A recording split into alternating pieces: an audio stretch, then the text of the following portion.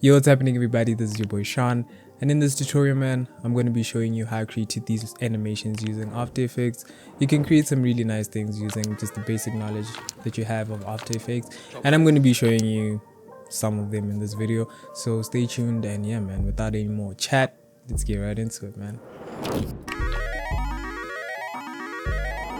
Alright, so what you're going to go ahead and do is open up After Effects, and what I went ahead and did was create 3 folders that are going to be all of our animations. The first animation being the one that you just saw.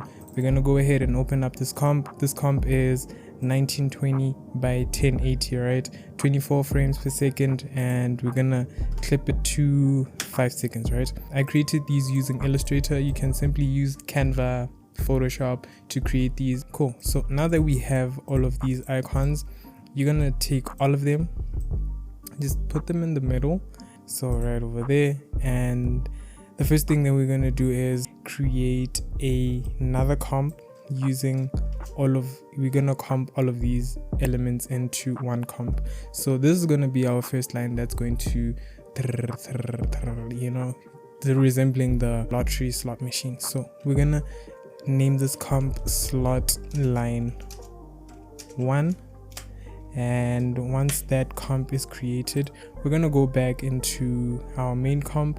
But first, before we go back into our main comp, we're going to take this comp and we are going to regionalize it.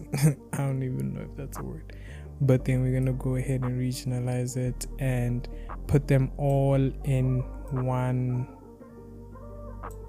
straight line. So right over there, after pressing the region of interest, you're going to go to your composition and crop comp to region of interest, and that's going to give you this. So you can see it's just a transparent background, so you can just close that comp. Once you have all of these in place, you're going to go to your slot line 1. So I'm just going to go ahead and type motion tile. So motion tile, and then we're gonna animate our tile center, right? And then we're gonna use the value on the right, which is this 536. So first thing that you're gonna do is you're gonna set a keyframe for this right over at the beginning, not at the end. So I'm just gonna drag this, put it at the beginning, and then right about 4 seconds and 17 milliseconds, I think. And then you're just gonna animate your comp like so, right? So for us to know which one we're gonna be selecting, we're just gonna draw a box, right? We're gonna draw a box. I'm just gonna show you how that works later and why we're gonna create that comp. For now, just create a rectangle, which is gonna be our selection rectangle, and then you're gonna go into your rectangle shape, and then you're gonna go into your rectangle path 1, and then under roundness, you're just gonna round it just a bit. So just for you to see it, it's gonna be right over there. Just put it to full, and you're gonna see it right over there, right? So top of this, just gonna add a deep glow, and I think that looks pretty cool, man. I think that looks pretty cool.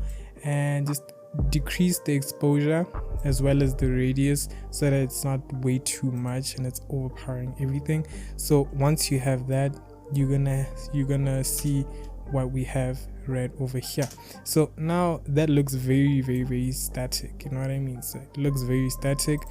So what we're gonna do is you're gonna close your shape, open up. You can just, if you close this, just press U, and you're gonna see your keyframes. Take keyframes and you're going to ease them. Go into your graph editor, and what you're gonna do is you're gonna take the last frame and then you're gonna pull it back. So what this is referring to, it's going to be fast in the beginning and then slow down when it gets to the end, right?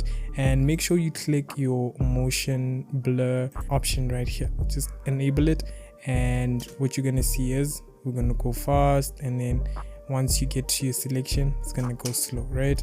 After that, what you're going to want to do is click your slot line 1. You're going to put it in another comp. Let's just call it 001. 001, which is going to be your comp inside your comp.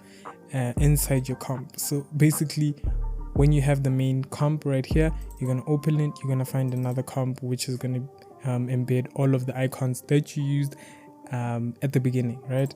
So you can close these two up, and then you're going to go to the comp, the last slot line comp that's in your Jackpot main comp, that if you use the same names that I did, and then you're going to take your rectangle tool and you're gonna just create a mask around your slot line 001 comp, and that's going to enable you to clip everything, and boom, Bob is your uncle. So basically, you can just keep on doing this very same method for the others, but make sure that you don't duplicate this and then change anything inside of this, because it's going to change this one basically. So if you want to create not matching icons at the end of the animation when it stops, you're going to go to your project right here where it says slot line 1. You're going to just create another copy. I'm just going to put it back inside of there, and as you can see, it saved itself as slot line 002, and that is the comp that you will be putting back. And once you put that back, you're going to have this comp right here, and you're just going to create another rectangle holder box right here. You're going to take your slot line 2, just put it right in there, and what you're going to do is you're going to create another mask around that, which is also going to do basically the same thing. So you're going to have your animation right there. So if you also want to add a deep glow onto this mask, you can just go ahead and do so. It's not a problem. Deep glow, and then just decrease the intensity, decrease the exposure as well, and you're gonna get yourself something pretty cool. I might say something pretty cool. So basically, that's what you would have right there. You can also animate your icons so that when it stops, that's when it blinks, and etc. So basically, this is the basics. If you would like me to create a full video creating all of the animations of these blinking, just let me know in the comments. But then initially, this is the method that you can use to create this right here. You can use it for your next projects, and yeah man. And now we're gonna continue on to the next animation. Flying into the second animation, we're going to be creating the flame and basketball basically. So what we're going to do is we're going to press the pen tool right up here, and the fill color, let's make it white as the background is red. So you're going to create a teardrop like, so you can also play with these just a bit, just so you can get your desired flame. I'm just going to put it to the side a bit, and I'm gonna make it a bit slimmer over here. Bring this one here. Oops. Take this one, and let's just put it right over here. We're gonna click the shape, and we're gonna add an effect called wave warp, right? And when you add the wave warp, this is going to be the direction where the flame is going to be going to. So if you have your teardrop like shape aimed right about, let's just say like 35 to like 45 degrees, you're going to try to have this direction knob turned up to that angle as much as possible, so that you can get, you know, the desired income. And like right over here, you have like different options of wave types you can add. So what I'm going to be going with is the circle. I'm going to increase and decrease the height. I'm going to use -20, and right over here I'm going to be using quite a huge shape, because this is more of a stylized look, I might say. And if you're not happy with how big it is, you can go to your option, press scale, and you can just put that right over there, and you can add that right over there. Just put it right in the middle at least. and right over there. So as you can see, as you play the animation, it already created the animation for you. All you have to do is now run with it into the direction that you'd like, of the direction that you'd like this to be. So if you want the speed to be quite faster, you just add on the wave speed as it's giving you the option right over there. It makes it even more, more dangerous and more, and this is something I believe any beginner can also do to increase your knowledge on After Effects and using tools to just increase the number of things you can basically do with After Effects. So once you press play, you don't even need to keyframe anything much. You just need, you don't need to animate much. Just press play and it will animate for you. So just to make this look as a whole, what we're going to do is we're going to create a new layer, and we're going to have a layer including a fill color of, let's go with blue. And once we have that, we can just put it right over here. We can just make this a bit bigger, holding shift and right over there. And as you can see, it just looks like the ball is either on fire or very running fast. So what we're gonna do is let's put some shapes onto this so that it looks like more of a basketball. And I'm gonna remove the fill. We're going to add a white stroke. We're going to increase the white stroke, and you're just going to do the same thing on the other side. So you're going to press the pen tool right over here, and you can just move it. And same thing, you can add a stroke. It's going to give you the same stroke as the previous stroke that you've used. Add another shape, which should not be a problem anymore. And right over here, we add a new shape, just like that. And just like that, you have a basketball that is flaming. So just like that. And moving on to the third animation, you know what it is. Top right. So what you're gonna do first is you're gonna press your type tool, and you're gonna press on your canvas, enter any text that you'd like. So in this case, I'm just gonna choose this text right over here. I'm just gonna change the color of the text on the right side. I'm just gonna highlight it, right click on the text color, change it to around yellow orange. I'm just gonna center my text, put the anchor point in the middle, and then what you're gonna go ahead and do is you're gonna go to your layer, you're gonna right click, go to create shapes from text, right?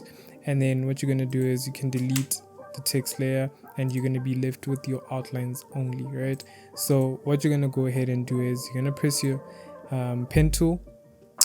You're gonna go to the letter that you would like to stretch out. In this case, I'm gonna stretch out the C. I'm gonna stretch out the H, which is gonna include the C as well.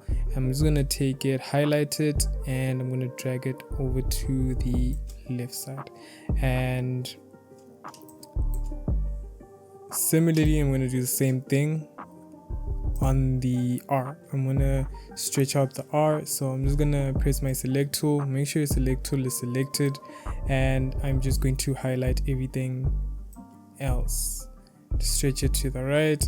So I'm just gonna leave a bit of space on the right side because I'm still gonna add more text that's going to be on the right side of the screen.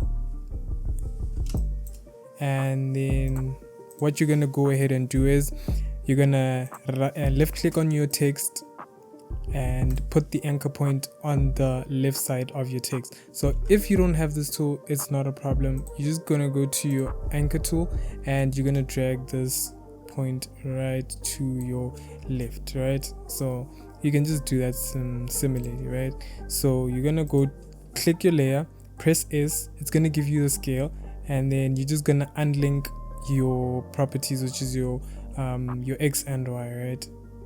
And once you click that button, they're going to be unlinked so that you can just animate your text vertically and horizontally individually. So what I'm going to go ahead and do first, I'm going to create a keyframe right over here on 0 seconds.